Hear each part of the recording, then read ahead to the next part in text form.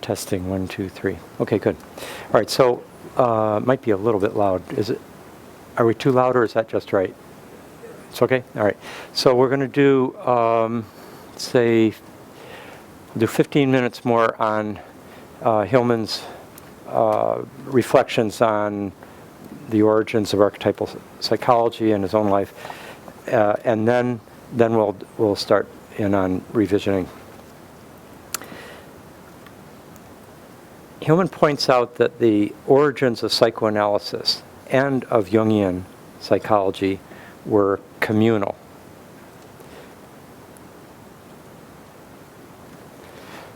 Okay, I'll repeat. Hillman points out that the origins of psychoanalysis, as well as Jungian psychology, were communal. Those of you who know the history know it very much like after 1900 in Vienna, and then after about, let's say, 1916 in Zurich, the Freudian circle began in the Viennese context. The Jungian circle began in Zurich with the founding of the psychological club. And then this was true in New York decades later, and then again here in San Francisco when Joseph Henderson and Joe Wheelwright founded the San Francisco Jung Institute. It was very much communities that brought them about, and with a certain kind of leadership. And you had to have 50 hours of analysis to be in part of the club. Then Hillman makes a little aside, and he says, community begins not in what you need, but with what you are needed for. That's the start of community. If you're not needed for something, who needs you? Community is not there to solve your misery. This is, as Hillman says, it's more like, can you hold this plank? That's where the community begins. Now, we'll return to the founding communities in a minute, or a little later, but another big perspective within Jung that Hillman has an important take on. I mean, Jung, as we all know, mediated the return of religion and of a spiritual dimension. Those are very complexly overlapping things, and I don't look at religion as being the villain, and spirituality as being the positive thing. It's much more complicated than that. But we all know that Jungian psychology, beyond psychoanalysis, played the crucial role in returning the religious and spiritual sensibility into the psychological domain, into psychotherapy and so forth. But Hillman has a particular take on Jung's religious attitude that's important. It's completely there in Jung, but Hillman highlights it. And this is the extent to which Jung's religious attitude, and particularly, let's say, his ethics within the religious attitude, arise from a state of unknowing, a state of uncertainty. Thus, caution and care and mindfulness and respect for the unknown, for the unconscious, for what's beyond the visible scope of the solar consciousness that sees things clearly. It's what's just past that. That's what we need to be conscious of. And that's that ethical awareness that there could be unconscious motivations in what we're doing, that ethical conscience of and consciousness of the shadow in our light. That's an enormous Jungian contribution. It's already, Jung's drawing on a huge lineage that goes back to the Hebrew prophets and Socrates and Plato, and definitely strong in Christianity. It's very strong beautifully in St. Paul, in St. Augustine. It's huge. And that lineage goes right up through Luther or Calvin or Harriet Beecher Stowe or right up to Jung. He's carrying that. But it's a recognition that ethics derives not from principles, but, and this is Hillman's framing of Jung, but from the presence of invisibles, of gods, and of God. Now for Jung, Hillman emphasizes, the unconscious is a negative borderline concept. We have to get beyond literalizing the unconscious. In a sense, there's no such thing as the unconscious. We have to move more towards recognizing the unconscious is it's an adjective, not a noun, or it's a verb. It's an adverb. It's an awareness that there's always something on the other side of the edge of our consciousness, and a sensitivity to the presence of others, in this case of the invisibles.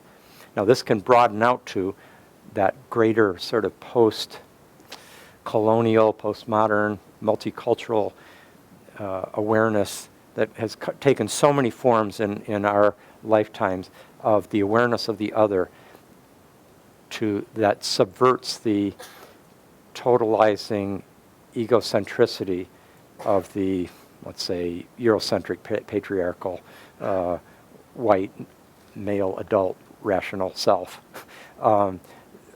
The other as the other culture, the other race, the other sexual orientation, the other species, the other era, the other mode of consciousness. These are all others that the evolution of an authentic ethics needs to take into account. But within the depth psychology perspective, this particularly takes place through becoming aware of that which is we are unconscious of within ourselves, which in its depths leads to all of the others. It leads, for example, in a male to a recognition of the feminine dimension of being within oneself, or say Freud would help us become aware of the animal within us, and then eco-psychology, becoming aware of the earth, that is the earth community that is in some sense in our own depths, becoming aware of our bodies, which Freud and say Wilhelm Reich played such a role in, or becoming aware of our souls, which Jung and then Hillman and then all of Jungian and archetypal psychology have mediated. Each of these is it's an ethical sensitivity to that which we might not be taking into account in our ordinary state of kind of daylight egocentricity. And bringing this back to the religious context, God, for Jung, is in whatever crosses my path and makes me stop and stumble, or makes me recognize that, makes me recognize something that I wouldn't have otherwise recognized. It's that trips me up. It's as Hillman puts it, it's a primitive view of religion. Not primitive meaning stupid, primitive meaning primal, tribal, awareness that there's spirits just behind that tree that I need to be conscious of, or I'll get tripped up. And when I do get tripped up, that's a sign that something's not being taken account of by my one-sided consciousness. There's two other particular ideas that Hillman singles out as crucial in Jung. One is the multiplicity of the psyche, which all archetypal psychologists write about. Volume 8 of Jung's collected works particularly focuses on that. But Hillman points out that even outside of depth psychology, in our own era, we've seen someone like Howard Gardner, the Harvard scholar, psychologist. Howard Gardner's idea of the theory of multiple intelligences. That's increasingly recognized right now, and that is beginning to broaden in academic culture a recognition of the multiplicity of psyche.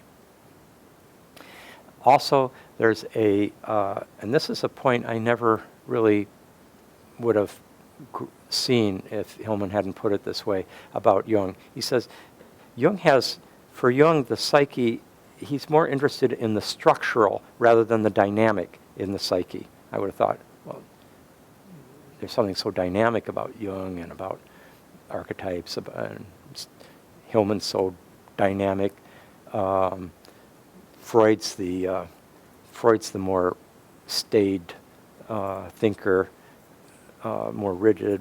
Why is this sort of more positive word, dynamic, being given to Freud, while Jung's getting the word structural rather than dynamic? But then he unpacks it. Hillman unpacks it. He says, like, Freud was dynamic in the sense that he's always interested in a kind of almost like a hydraulic vision of what's going on with the psyche in the body. Like it's the what's pressing on, like the id is pressing in on the ego, on the superego. It's causing things.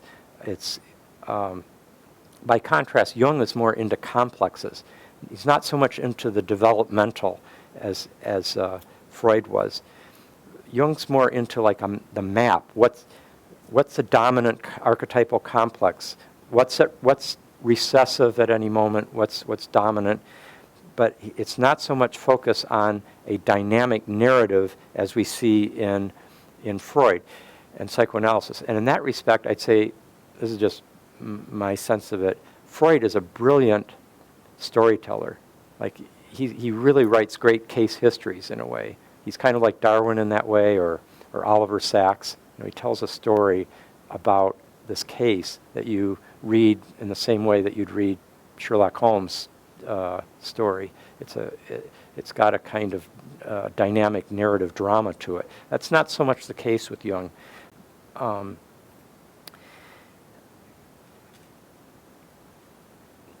By the way, it's Groff that puts these two together, particularly in the notion of his developed notion of the coex system, which simultaneously has an archetypal core at the center. There's an archetypal complex at the center of the coex system, but the coex system is built up developmentally from birth, the perinatal trauma, the early infancy, the different experiences that all feed a particular complex, whether it's abandonment or maternal nourishment, or it could be even coming from karmic sources. But there's a developmental, evolutionary building up of like a snowball of a whole vision of reality and character predispositions and so forth that ultimately have an archetype at their core.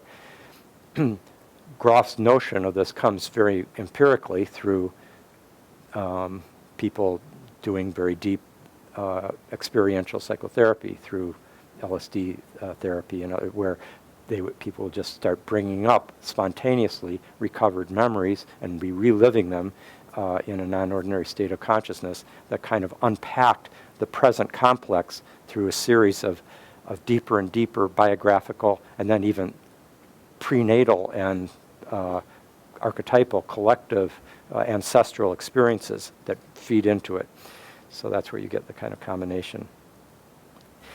Now at this point in his talk, there was someone from the audience asked, he was talking about something about watching, I guess it was during the break, there's workers were fertilizing the grass out there on the big lawns there of the Pacifica campus. And Hillman said, it's also spreading the shit. And that's a perfect example of how Hillman cuts through from the more genteel or inflated way of looking at something and goes and kind of brings it, in his informal asides, he brings in that kind of demystifying, deflating perspective. Another point, he says, after the conjunctio, it's not always a huge thing. It might be followed by a hamburger. So this is Hillman's modus vivendi. Now, from the very beginning, and you can see how much this is rooted in Hillman's own psychology and own process, he focused on the systematic study of myths in our symptoms, in our pathologies, in our psychic disturbances, also as these manifest in our cultural life. So the first one was Pan and the Nightmare, which he now regards as being too Germanic in style, not enough Italian. And then after that, he did Dionysus and Hysteria. He did another one on Hades and the underworld and rape. He did one on Aphrodite and pornography, another study of Athena and normalcy, one on Hestia and analysis. He had notes on Apollo. And in all these, what he's doing is, as he put it, I wanted to contest the idea that the gods are dead. Notice how he always does it in the negative. It's like, I wanted to contest that they're dead. He's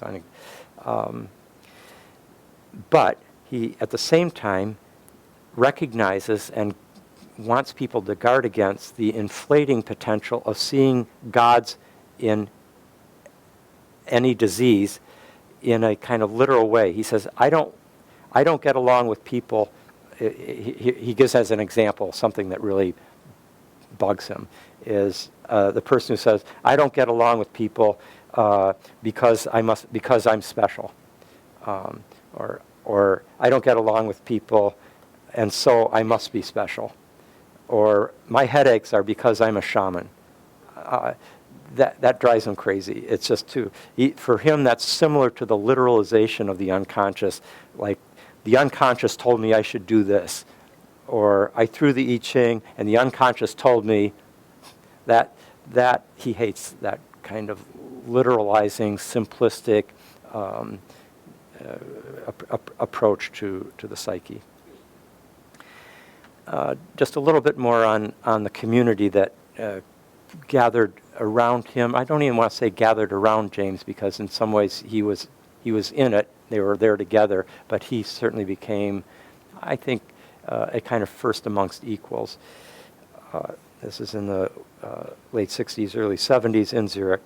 And it was, as he put it, what inspired and nurtured archetypal psychology is a community of ideas, a community of people who are not together because they need each other, but out of the excitement of shared ideas. It was a fire that was alive in us in the late 60s, the archetypal psychology fantasy, as he put it, bringing us together in a community that was defined by our excitement. You see this a bit, like in the PCC community, for example. There is that. Yes, people they're very much nurtured by each other, but there's also an excitement about belonging to. There's an excitement about the ideas themselves that is bringing a certain fire to the community that one gathers around, like a fire, a bonfire on the beach. And when this archetypal psychology fire started burning suddenly, April '69 was the key moment when he and Patricia Berry and one other person were visiting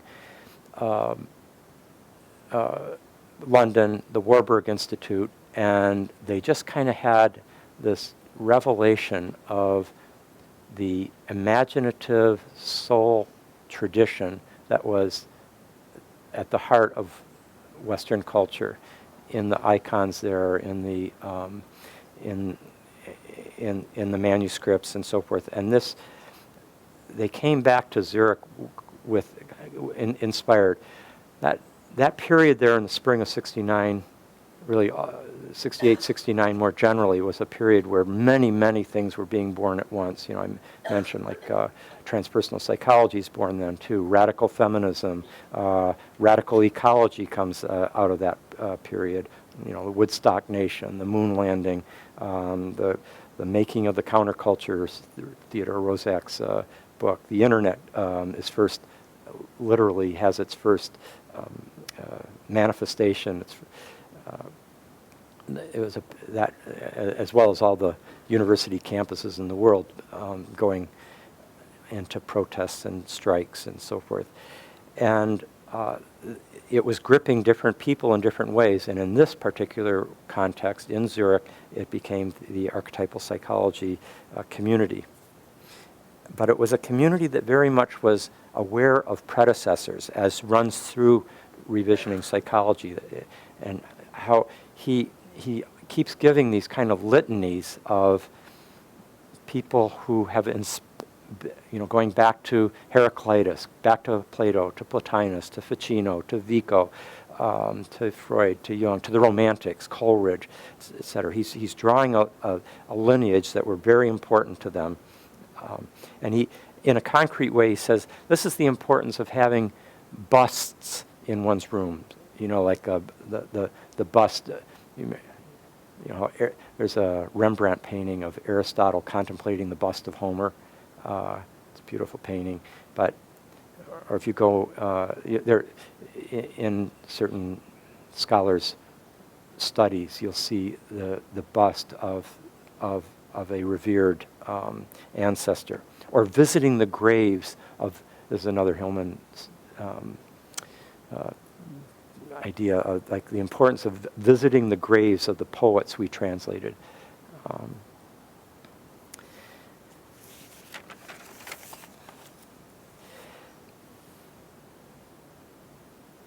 Okay, let's move into for our final hour here, right into revisioning psychology itself as a text, and I'll bring in a few things about it myself, by way of setting a showing the kind of sharing that I think that I'd like to invite you to make as well. Just taking a particular passage and gesturing towards what you see as valuable in it, or what provoked you, or what gave you an insight, an illumination that you could share with us, so that we see it anew. That second, when something is quoted by somebody else, suddenly you see it again, you see it in a new light, a new significance comes to it.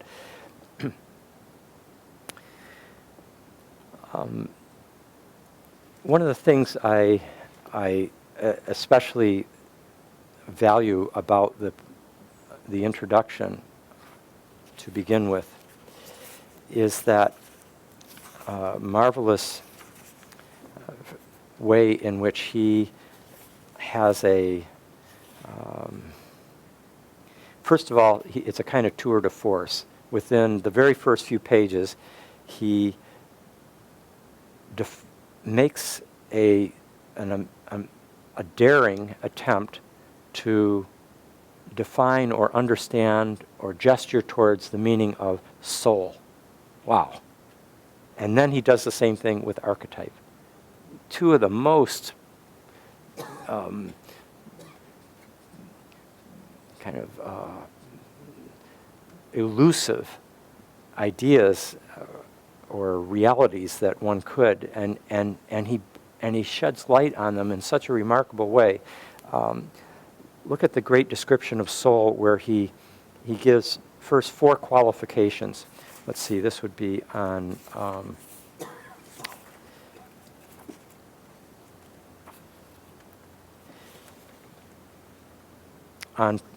16, the Roman numeral 16, if you're working with the new, which I think probably many of you will be working with the new edition. And this would be, I think, 10 in the original Roman numeral 10. So, first of all, he engages it by talking about it's a perspective rather than a substance. It's a viewpoint toward things rather than the thing itself. Already we're in very elusive ground. But then he gets quite specific when he looks back at an earlier time when he gave 4 different qualities or attributes of soul. One of them is the soul makes meaning possible.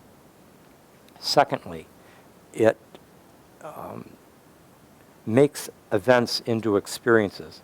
Later, he brings a new quality to it when he says they not only make events, soul not only makes events into experiences, it deepens events into experience. So depth becomes a crucial vector in depth psychology.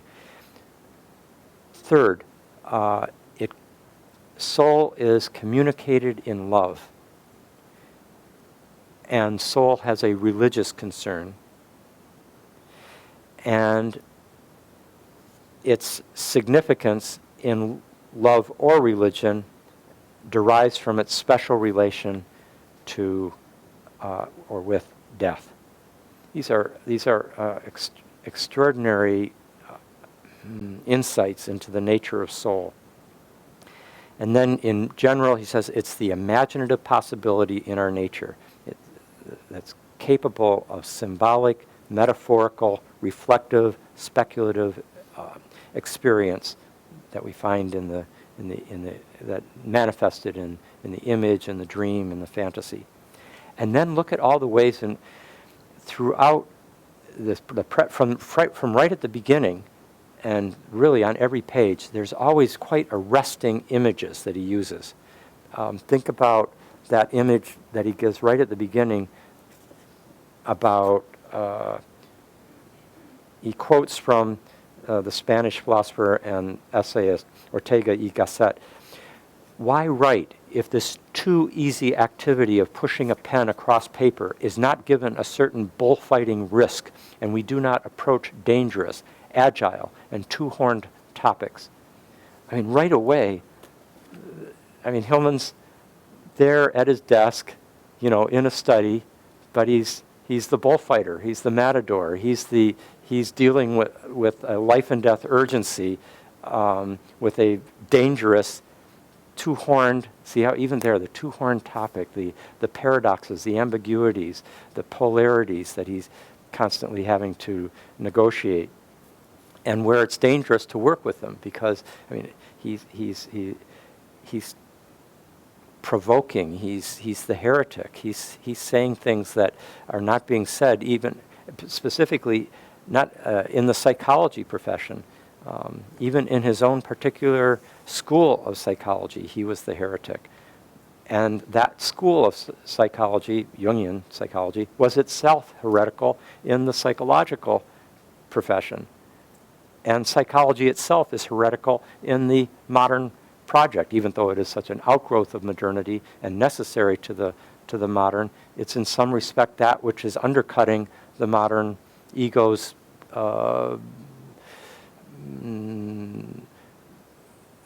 naivete and inadequate self-doubt. So in all these respects, he's taking on two-horned topics, but notice how he does that with an image. He just suddenly, over and over again, he gives these images that are very arresting. And you see this later where he does it with things like Mersenne, the black-robed, spider-like monk that is reaching out with his tentacles out into the, or with his web out into the European intellectual world, and basically helping to bring about the mechanistic. See, he's sort of killing both of his enemies at once. This is Hillman, Christianity and science in one person, and he's able to do it by personifying him in this black robe, sort of inquisitorial like figure. it's remarkable. I mean, if you read Mersenne, I mean, it's kind of common. He can seem like a much less diabolical figure. He's kind of Cartesian and sort of, but Hillman does his magical magnifying of the shadow till all you see is the diabolical consequences of this literalist, monotheistic, concretized, positivistic, scientific outgrowth of Christian monotheism. So these images constantly help vivify the insights that Hillman wants us to grasp. He's a poet in that way. But after he's done both this, he's done soul, he's done archetype, that marvelous description of archetypes as the where he goes through all the metaphors for them.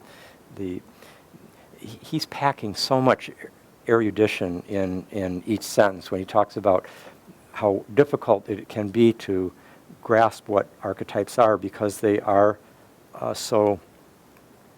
they're not a thing. They're a way of seeing things. They're the patterns of the deepest patterns of psychic functioning, as he puts it, the roots of the soul.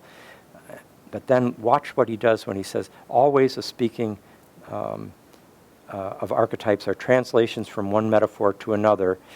And then he starts giving some of the metaphors for describing them.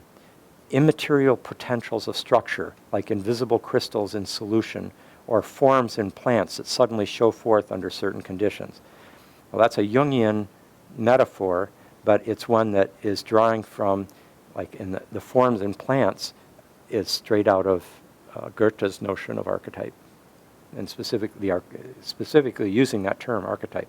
While the invisible crystals in solution, that's something we see in our own day carried forward by Rupert Sheldrake and his notion of morphic fields. And then, this is again back to Hillman, they can be seen as patterns of instinctual behavior like those in animals that direct actions along unswerving paths. Well, that's coming out of Darwin, and it's coming out of Freud and the instincts. So he's rooting the Darwinian and Freudian instinctual recognition of unconscious shaping of human behavior and consciousness, and seeing that as allied with the archetype. And then he brings in, we see archetypes as being like the genres and topoi in literature. For example, comedy and tragedy. Comedy and tragedy are archetypal cosmoses. They have a certain, in a sense, comedy is ruled by Jupiter, tragedy is ruled by Saturn, the tragic perspective. And these are gods, these are cosmic perspectives, and they rule entire genres of literature. And when you are within that mode, there's a certain emotional and imaginative coherence to that entire genre's tradition that receives its character ultimately from an archetype. Then he brings in the recurring typicalities in history, like revolution, like the French Revolution is like the 1960s, that kind of archetypal parallel. The basic syndromes in psychiatry. So this is Hillman and Jung recognizing that beneath the obsessive-compulsive syndrome is a god, is an archetype. It's the Senex, it's Saturn. Order, everything's got its place. Keeping things contained, safe, systematic,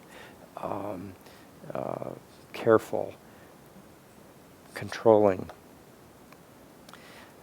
The paradigmatic thought models in science. Here he's drawing on Thomas Kuhn and Kuhn's whole notion of paradigms, which is, like depth psychology, one of the key moves in the emergence of the postmodern. Once we start seeing all this comes out of Kant. Kant's the one who's, there's a certain point actually where, let's see, I think this is on, I want to give you the page, where he says, every notion in our mind, each perception of the world, let me just see if I can get the exact, well, I'll just read it. Every notion it's in the preface, every notion in our mind, each perception of the world and sensation in ourselves must go through a psychic organization in order to happen at all. We never do an end run, like seeing something as it is in itself. Really, that's the way it really is in itself. I'm always seeing it through the psychic organization that permeates my experience, that has been affected by so many things, ranging from the paradigm within which I may be working as a scientist, and my religious upbringing, my psychological orientation in a million ways, my ethnic, gender, all sorts of things, class, everything's shaping that. That's all coming out of Kant. Kant is the one who recognizes the extent to which our seeming objectivity is being shaped at some fundamental level by our subjectivity, and that in fact you can't, and this is particularly becomes apparent in the course of the postmodern, it's the distinction between subject and object becomes increasingly problematized, to use a very typical postmodern word. Well, Kuhn does that. Thomas Kuhn, or Kuhn, K-U-H-N, of course. Structure of Scientific Revolutions, enormously significant work in modern intellectual history, 1962. Why? Because in a way that had never been done before, because most scientists had not taken in Kant.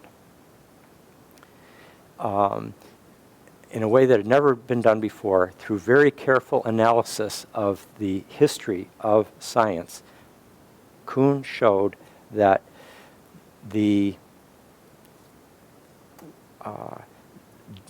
that science itself cannot claim to be moving towards an ever more real, ever more objective grasp of an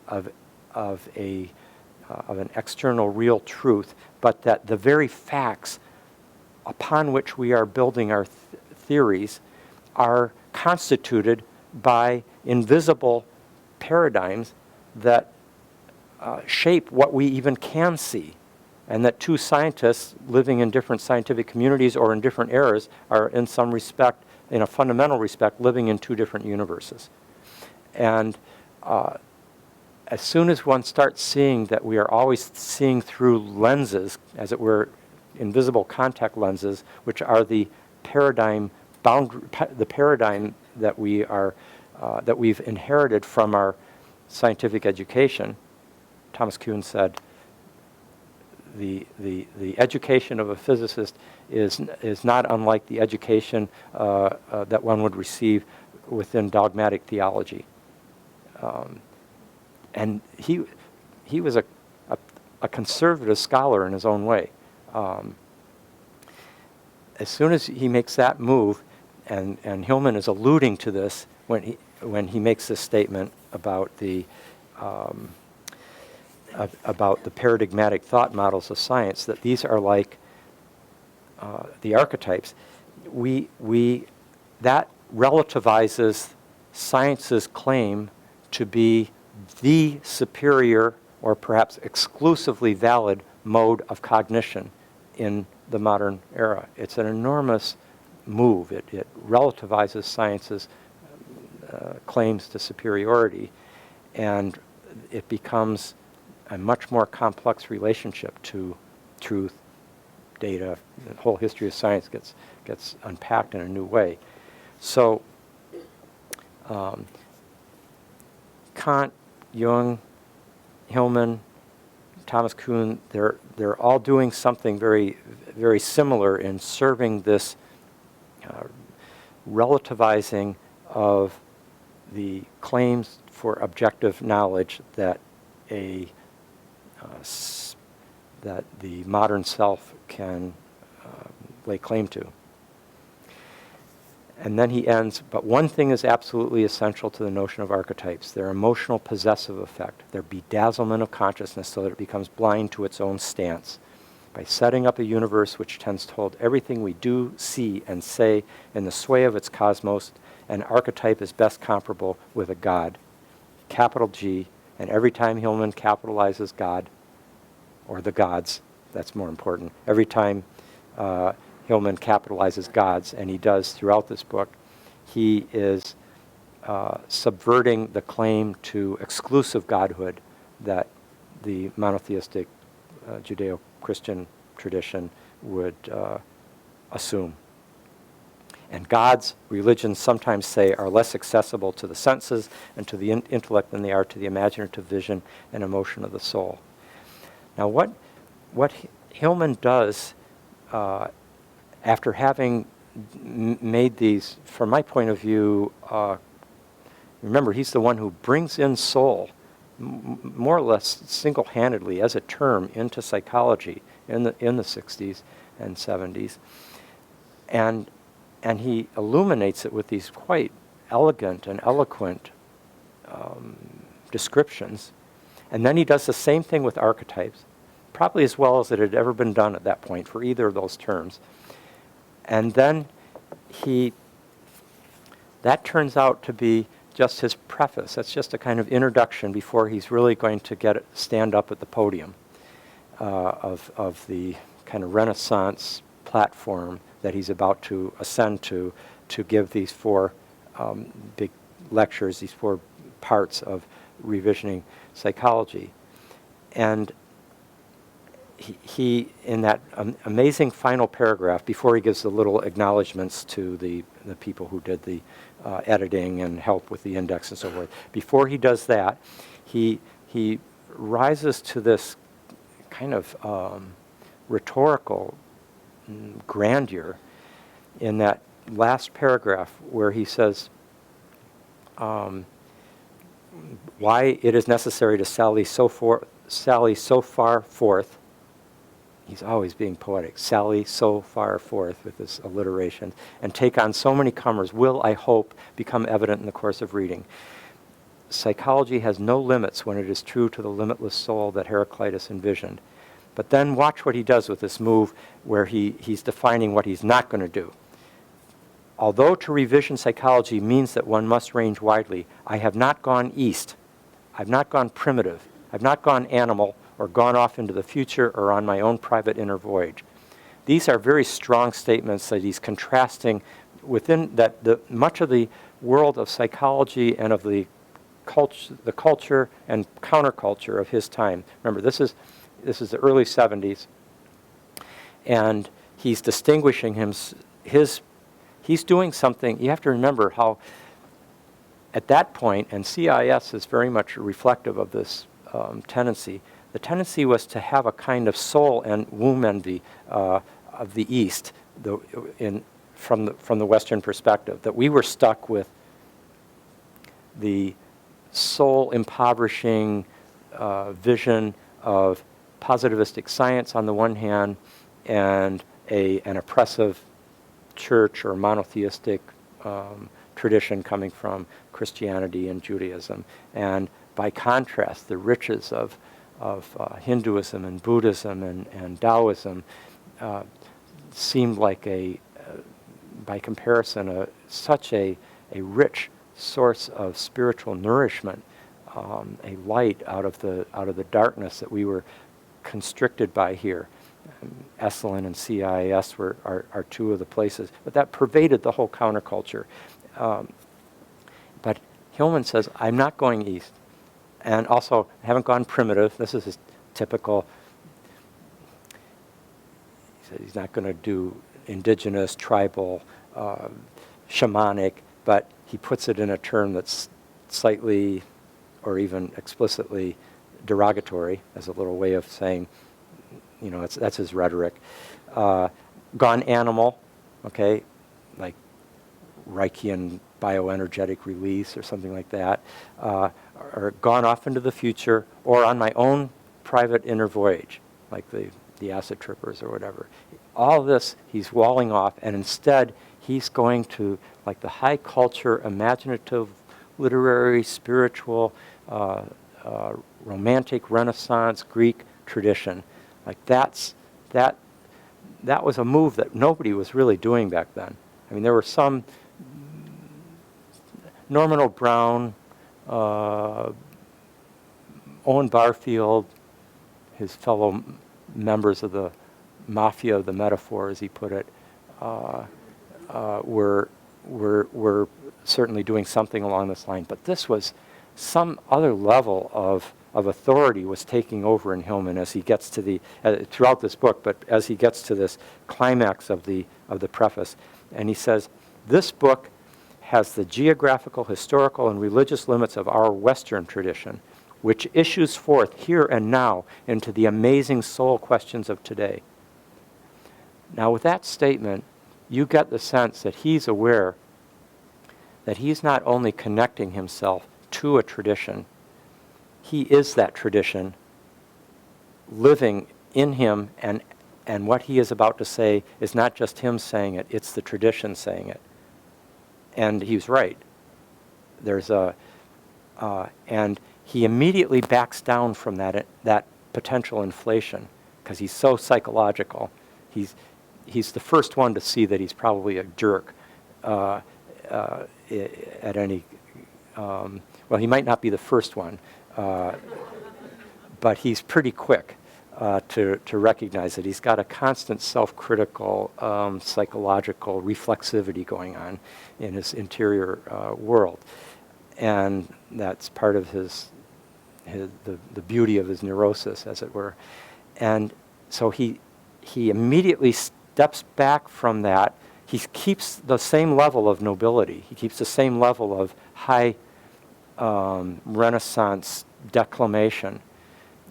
And he says, "To these contemporary Western soul questions, I am attempting to speak with whatever passion and imagination the daimons grant my command." Serio ludere. Okay, so what's he done there? First of all, he immediately moves it into an attempt. He's not saying he's going to succeed. He's just, I'm going to attempt this. He's just about to start the book, the 4 big lectures at the big Ivy League moment. I was not at these lectures I was in Cambridge at the time rather than New Haven, but I've spoken to people who were there, and the atmosphere at these lectures was electric. People were just filling the hall, and very crucial people were there that became the scholars of the movement. People like David Miller or Edward Casey, the brilliant contemporary philosopher, and others. So what's he doing when he says, I ask, in a sense, for the help of the daimons, that whatever they grant my command. He's simultaneously like the artist in command, the scholar, but he's also completely dependent upon the invisibles. He places himself like in a almost prayerful relationship to the invisibles, and in doing that, he's doing what every great ancient poet did before they began reciting, like before Homer, before Hesiod begin their poem, they ask for the inspiration of the muses. And that's what he's done here. And then he says, serio ludere.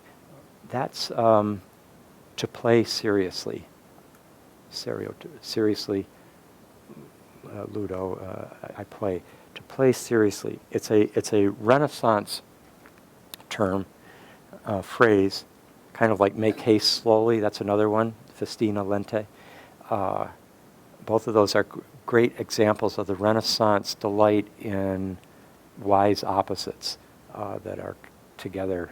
The juxtaposition meaningful juxtaposition of utter opposites becomes very profound and illuminating.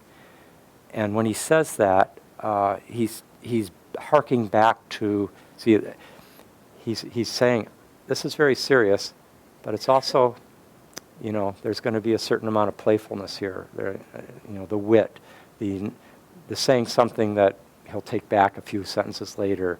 He's alluding to Plato's own. This is a tradition that goes back to Plato. The playful seriousness. You see it when Plato has set out this ultra serious metaphysical perspective, and then he tells a mythic story. He says, well, this or something very like it probably happened. I can't vouch for it being true, but then he sets it out in a kind of as if way. And so I want us, as we read this book, to take in that, I think, really noble quality with which Hillman, that paragraph there shows the level of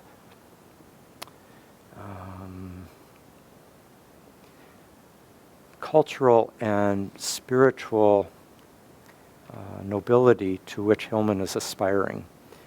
And it came only after a lot of hard study, a lot of learning, a lot of lectures, a lot of reading, a lot of thinking, contemplating, suffering, self-analysis, analysis in the clinical context, paying attention to his dreams, his neuroses, etc.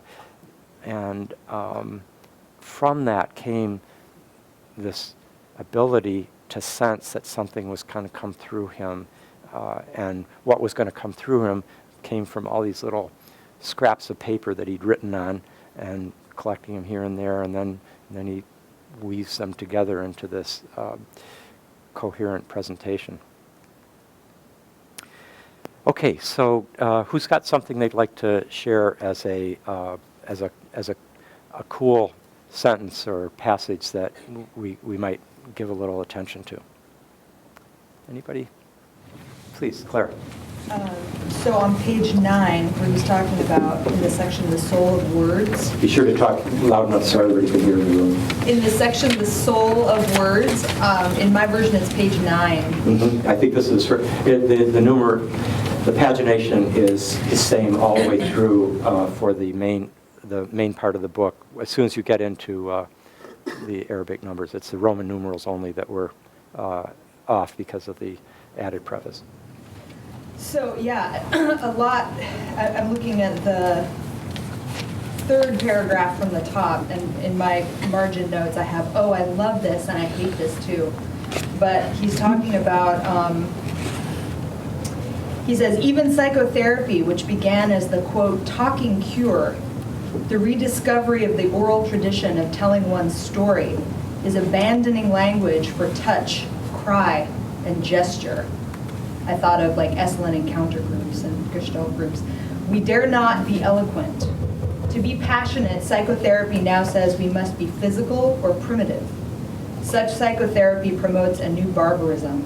Our semantic anxiety has made us forget that words, too, burn and become flesh as we speak.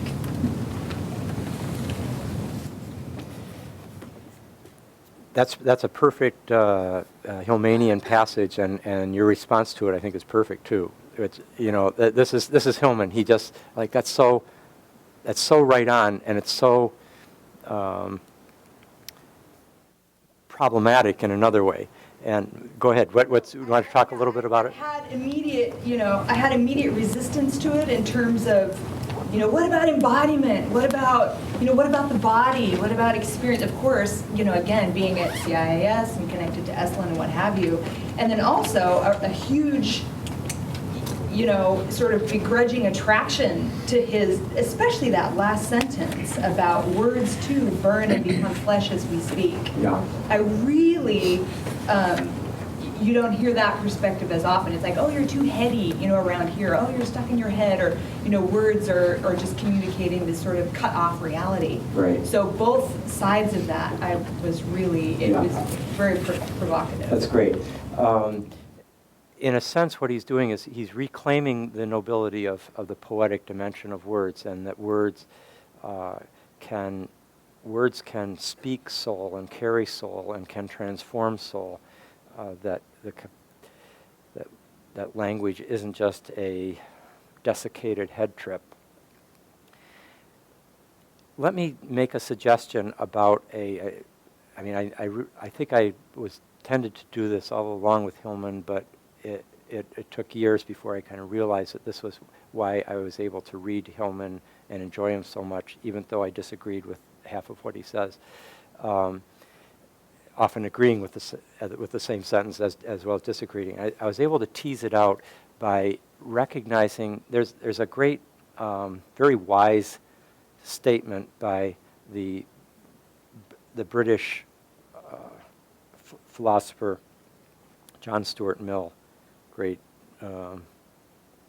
empiricist and feminist and utilitarian philosopher. Anyway, he actually went through a breakdown at one point, and one of the things that kind of helped put himself back together again was his connecting with the great Romantic poets. And he wrote an essay on Coleridge, which is very fine.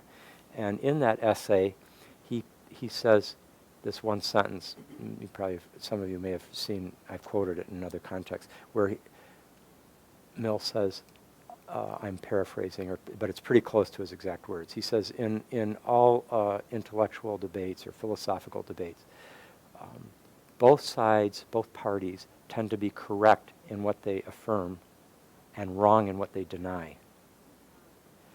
And if you think about, the arguments between the parent and child, or between two lovers, or between, a thoughtful conservative and a thoughtful liberal, often they're both correct in what they're affirming in some ways, but there's a tendency that's very human and perhaps almost necessary to some extent to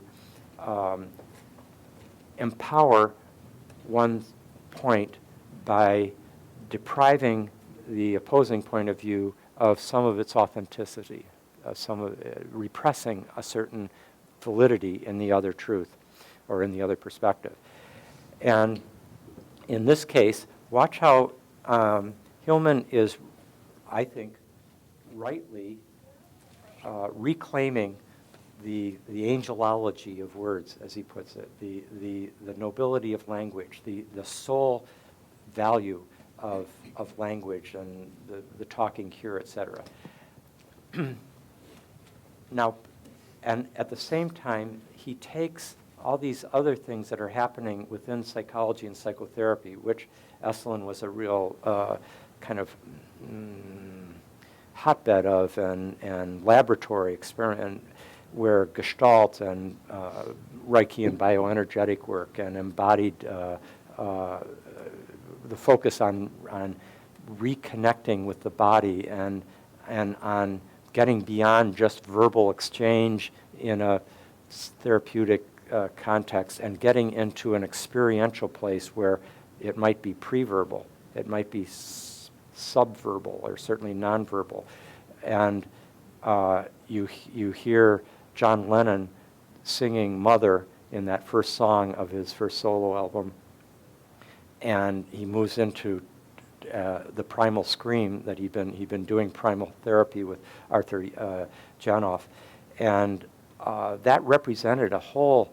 I mean, if you walked through the garden there at Esalen at any given hour, you'd hear somebody, someplace, going through something very deep, where words no longer sufficed for what emotion they needed to come out. They might have been crying like a child. They might have been screaming in rage.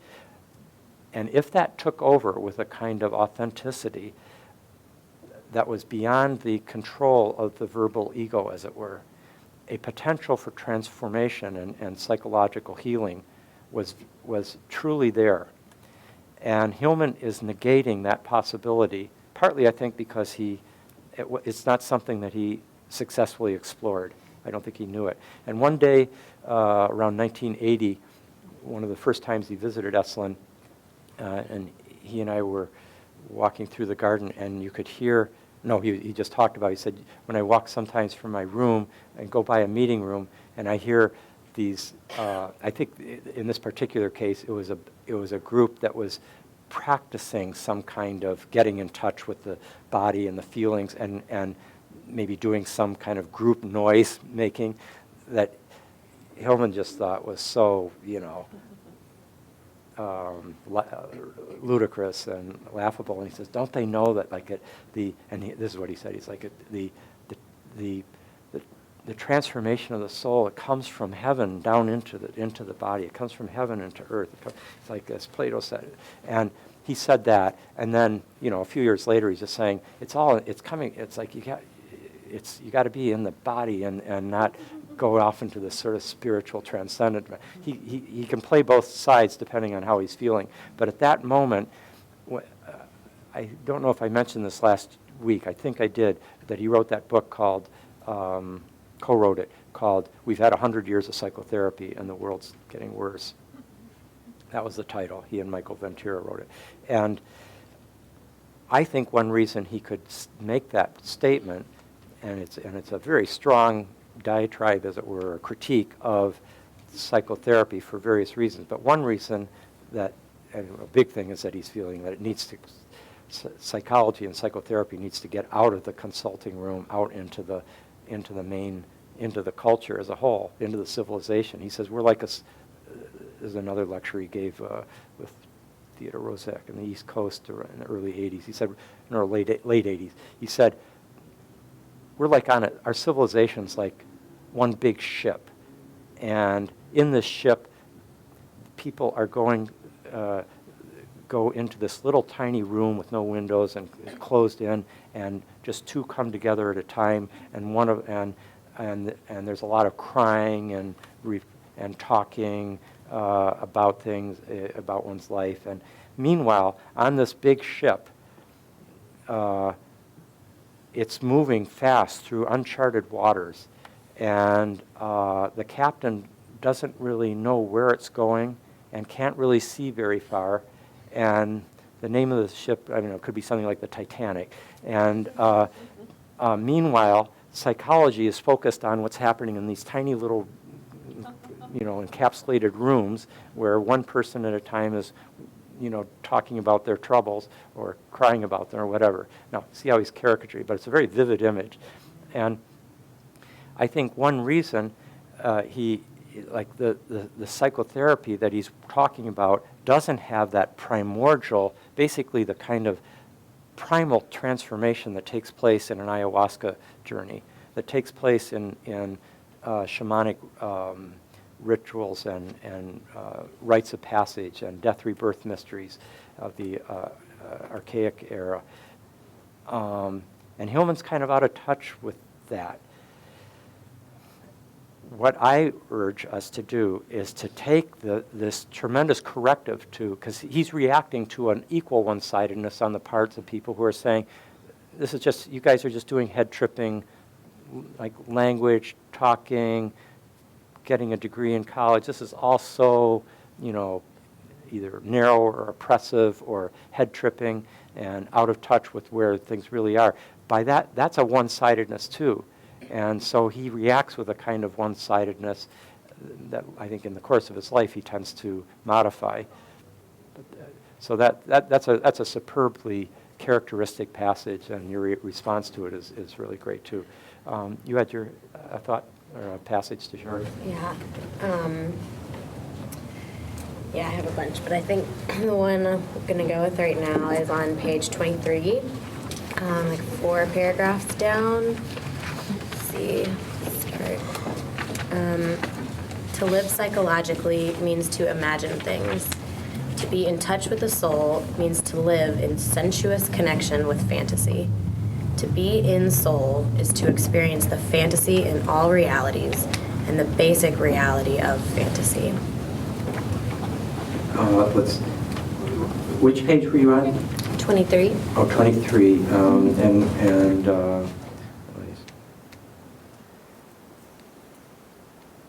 Second paragraph from the bottom. Oh, got it. Okay. To live psychologically means to imagine things. To be in touch with soul means to live in sensuous connection with fantasy. To be in soul is to experience the fantasy in all realities and the basic reality of fantasy. That's a typical Hillmanian reversal. He'll do it one way, and then he'll do it the other way.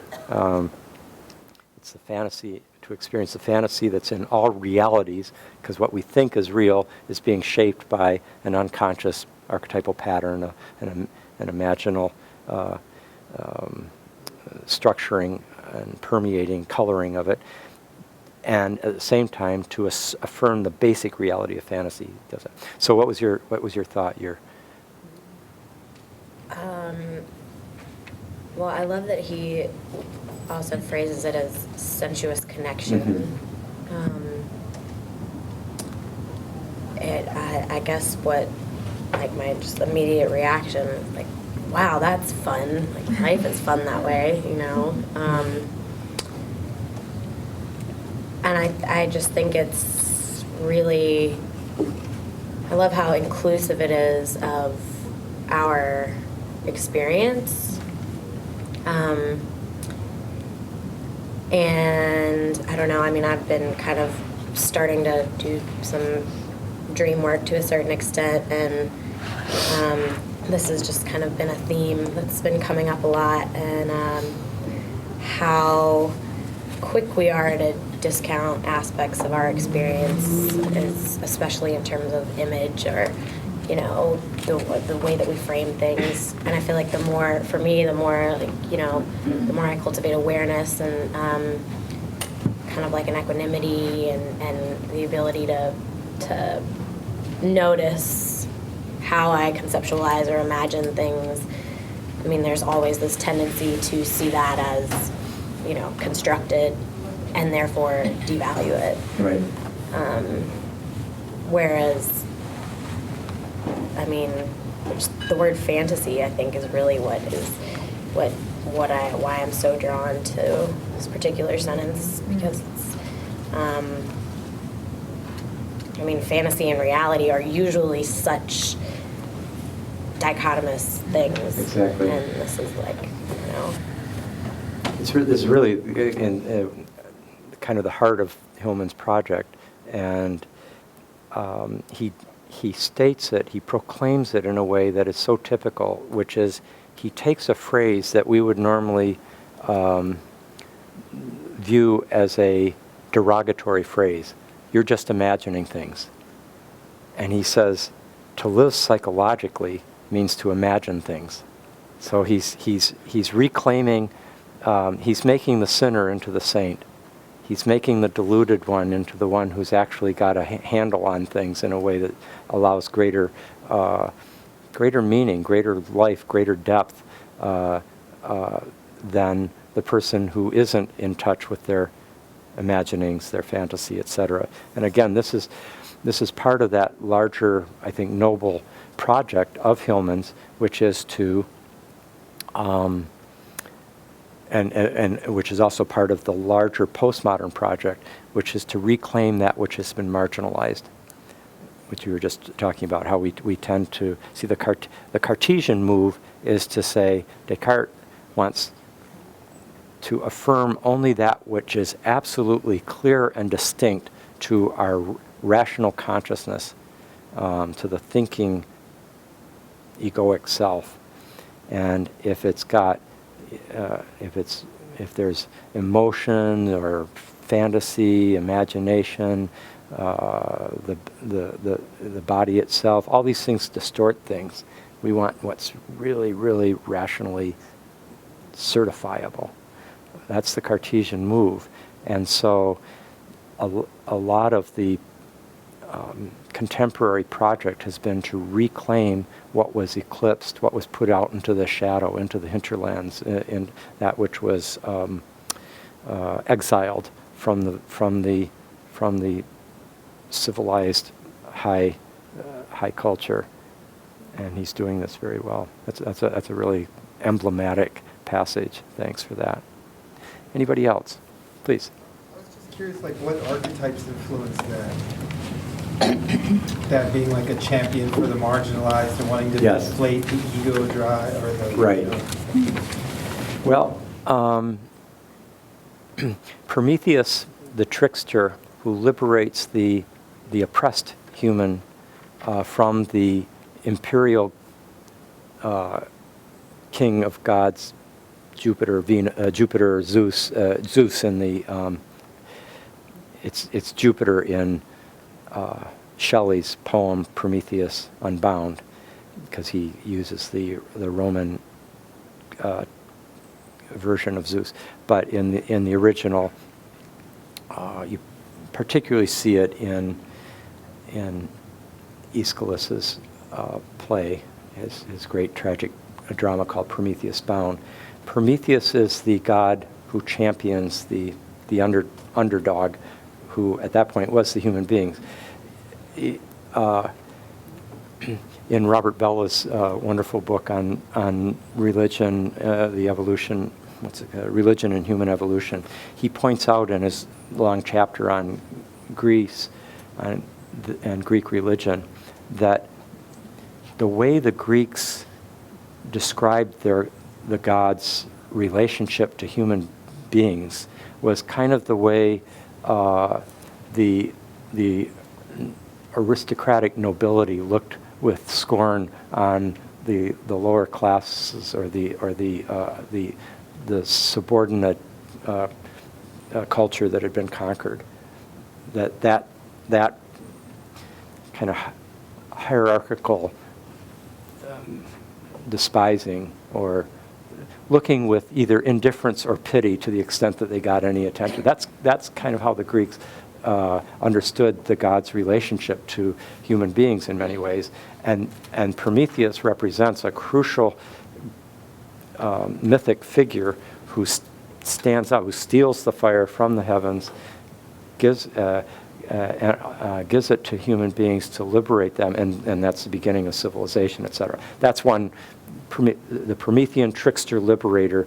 And you can see Prometheus is the god who, in some sense, is the god behind all liberators of the marginalized.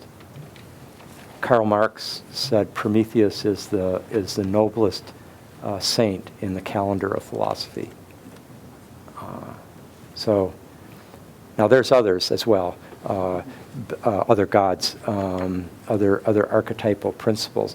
In this particular one, here he's also affirming, the archetypal, psyche, the archetype of in the astrological universe of Neptune.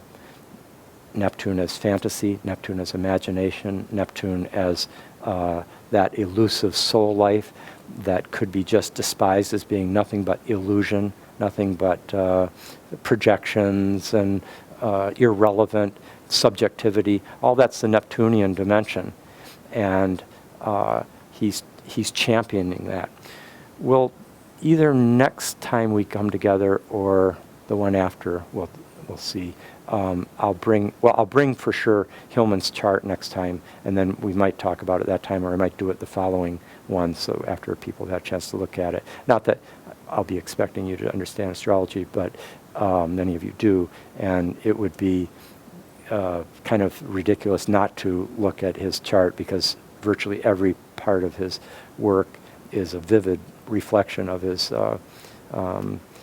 birth chart, as he was the first to acknowledge. Please, Henry.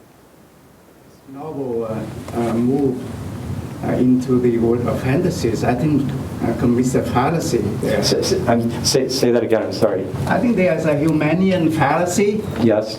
That is, by committing himself into making a move into elevating the fantasies, the imaginations, as a substituting for the concrete and the literal. Yeah. I think he tried to reconcile the actualities with the possibilities, and making possibilities and an easy way out of life.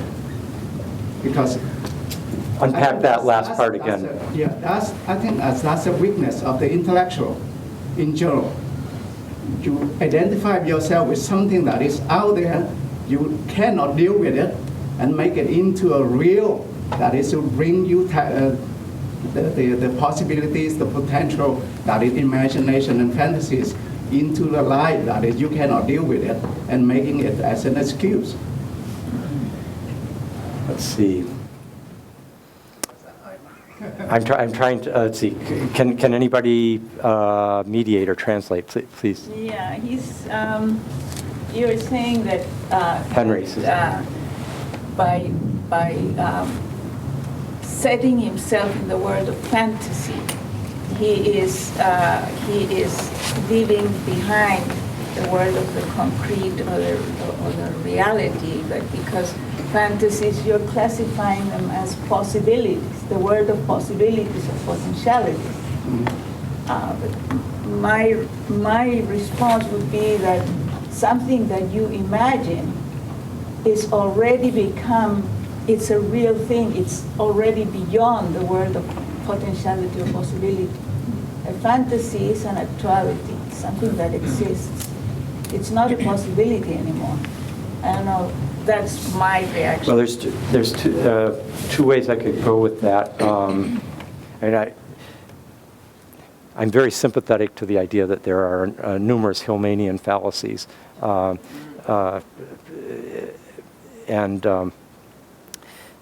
a lot of his fallacies can have treasures in them. And I think he often purposely says things in a way that are can easily be seen as being outrageous in a certain way, but he's carrying something precious in it. And in this case, in Josefina's kind of interpretation of what you said, if we look around our world right now, virtually everything that we live in today, in 2012, in San Francisco, this room, is the direct consequence of the imagination. Our cell phones, the building, the books, the concrete world. Virtually everything in our concrete world has been imagined at one point and has been moved from a possibility and a fantasy and a daydream into a concrete reality. So in one sense, we are living in last year's imagination. Okay, so that's one way of looking at it. Then the other way, which I think is where Josefina was going, is that fantasy is, in another respect, not just a possibility anymore. It's something has concressed. Something's moved from the realm of the potential into an actuality, but it's an actuality in the interior world. And Hillman's also, he's very decisive in urging us to pay attention to the specific way it concressed. I'm using that Whiteheadian term. The specific way it concretely came through in your dream. What exactly what was the color of the dress of the woman that was speaking to you? What was the tone of voice in the dream? Was the tiger hostile, or was it in a moment of repose? The specific quality of the image is all important, and so in some sense that's moved from a possibility into a concrete form. But there is, I think, I'd like to say in a similar spirit to your critique, that Hillman does have a tendency to dance around, like it's all fantasy, therefore I'm not going to get pinned down to anything, any ontological substantial reality, because that's just going to be another fantasy. And in some sense, he transcends that position as he keeps going, because he sees, for example, many things that are passionately important to him are very concrete, like the ecology of the earth, and so he starts championing the imagination, but in a new way. When we're reading revisioning psychology, to some extent, we are very much reading that significant period in Hillman's life and in archetypal psychology that was still somewhat subjectivistic. And he makes a move, which we'll see in the last reading that we're doing for the course, Anima Mundi, which came from a paper that he gave right here in San Francisco first, that Anima Mundi paper, where he makes the move into the soul of the world and a kind of metaphysical position that is much more tangible than this kind of committed intangibility and interiority that pervades this. And I think he could only have gotten there by going through this. So anyway, I hope that's of. So let's. We're at 6 o'clock. Let's. We meet 2 weeks from now. We don't meet next Friday, but that gives you 2 weeks to read both of the both part 2 and part 3. We'll have more time next week to bring in 2 weeks from now, next lecture, to bring in more of your stimulating passages and so forth, and more discussion, and look forward to seeing you then.